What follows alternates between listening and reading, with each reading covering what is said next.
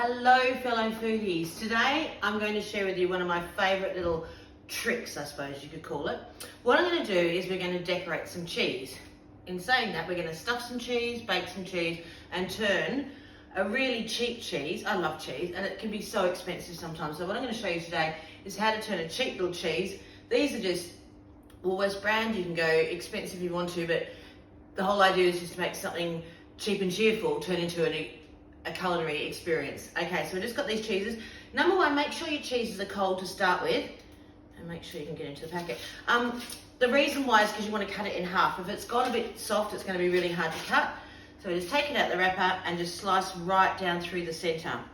Now, the fillings with these are absolutely endless, but I'm just going to show you a couple of my favorites today.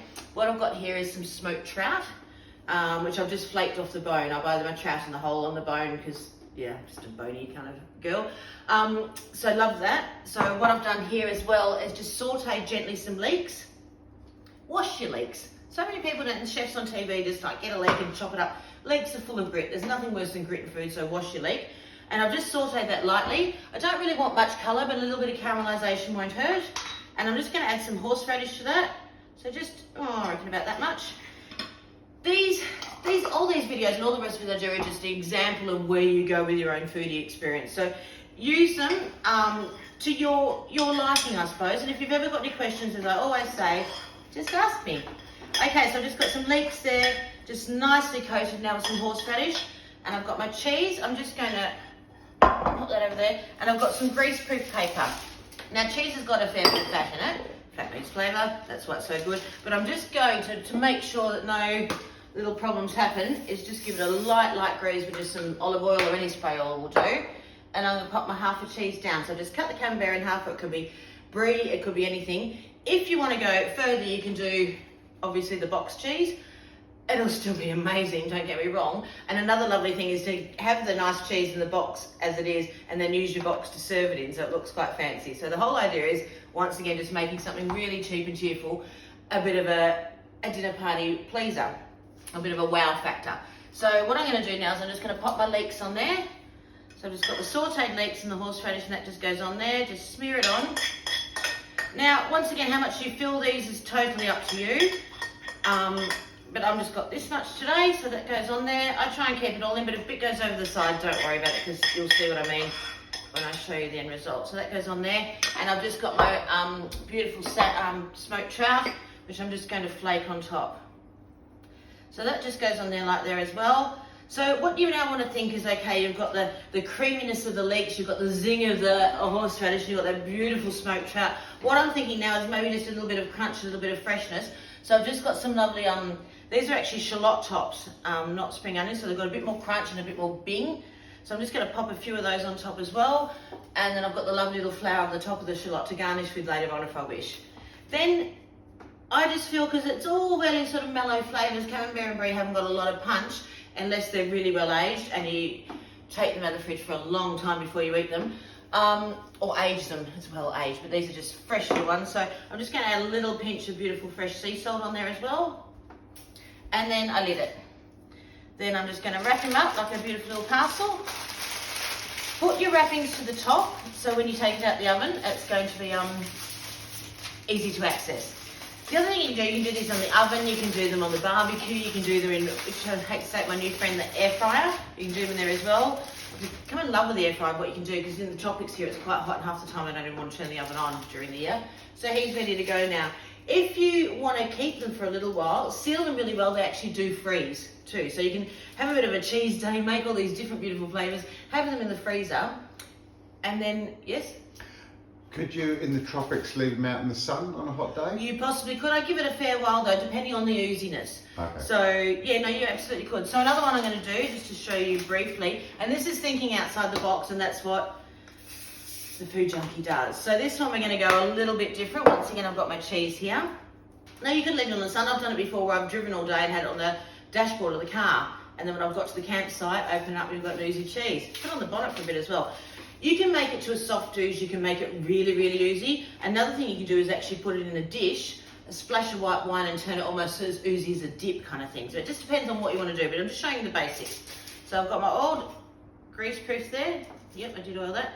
Once again, just cut your cheese in half, your cold cheese, and I'm going to pop them down. Now here, I've got some, I'm thinking outside the box here, I've got some sweet potato. These little gems are in the in Coles supermarket, Australian supermarket, in the odds sort of I'm not quite right section, which is absolutely ridiculous because they're a bit small and people don't think they're right, but they are the most beautiful sweet potatoes I've probably ever tasted. So I'm just going to pop a bit of sweet potato on there.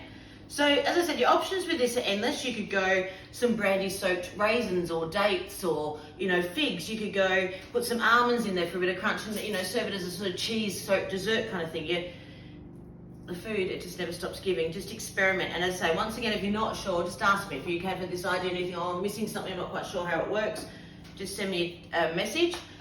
I've got a blog that I have, and I'll put the link after this video, the Food Junkie. I think it's about story number 30, but it's on these as well. So if there's any little tips that you want and you're not quite sure, go on there. Otherwise, otherwise, as I say, just ask me. So here I've got some harissa paste. Now this is from Moroccan cooking, no, sorry, chamula, wrong one. Sorry, chamula. This is some chamula paste. So this is full of ginger and turmeric and garlic, a touch of chili, some herbs as well, coriander, parsley. So I'm just going to put a smear of that on there as well. So once again, this is thinking outside the box. So now, okay, this is telling me I've got the sweetness of the beautiful sweet potato, and then I've got this zingy flavour of the chamula. And now I'm thinking, once again, a little bit of crunch, a little bit of flavour. And this one I'm going to use, it's just a red bell pepper. A little bit of sweetness there as well, and also just that little bit of crunch. So he's going to go on top. This one I don't think I need to salt because my chamula is full of punch. So I don't think I need to salt this one. But I reckon, actually, thinking on it, a little bit of cracked pepper is just going to really bring that together. So what I'm going to do is I'm just going to pop some cracked pepper on the other side. Just a little sprinkle, and just push it in, and then slam him on down. Okay, once again, we wrap him up, and remember to put your wrapping to the top because it's going to be easier to get out when you come to indulge. Okay, so we just pop him in and just wrap him up. So if you were going to freeze these, I'd probably suggest to wrap them in cling film or Glad wrap, depending on what country you're from. I never know which is which. And then pop them in the freezer. Take it out to defrost, or you could even pop it in the oven from frozen, but no, that's going to take a little bit longer because it's obviously frozen. So there we go, there's another one. So as I said, your options are endless of what you can do, but it's turning a really cheap, also lovely, cheerful cheese, but into something that's just, everyone's just going to go, wow. And what you serve it with, you can serve it with bread, you could just serve it on top of maybe like a, you know, as an entree with these small cheeses, cut it in half and serve it on top of a rocket salad, maybe with, you know, thinking about the harissa, or maybe with some sliced peaches or something, so you've got that fruity zing coming through. Once again, if you're not sure, ask me. Now, I had a tea towel before, and I've lost him. If my producer could pass him over, please. Okay, thank you. So here's one I prepared earlier to show you the end result. Once again, how far you want to take it is totally up to you, but I'm glad it's nearly lunchtime. So this one in here, okay, let's just make sure you can really see what's going on there. So you can just see it's just oozy, it's soft, it's sort of like a mix between a dip and an absolutely beautiful cheese. So this one inside I've got chorizo, which I just lightly sauteed just to bring the oils out. I didn't want to cook it, but just to lightly saute it just to bring those oils out. I've also got some roasted red pepper, and I've got, what else have I got in there? And I've got some parsley, some fresh parsley just for that green. So anyway, cheesy choosers, always say cheese. I hope you enjoyed this one, and sorry, I just lost my cheese. So the harissa one I would actually serve with maybe tostadas or corn chips. You can serve it with croutons, you can serve it so many different ways. Just think outside the box. It's getting eaten now. Anyway, once again, thank you for joining me, and easy cheese. Okay, keep cooking. Bye.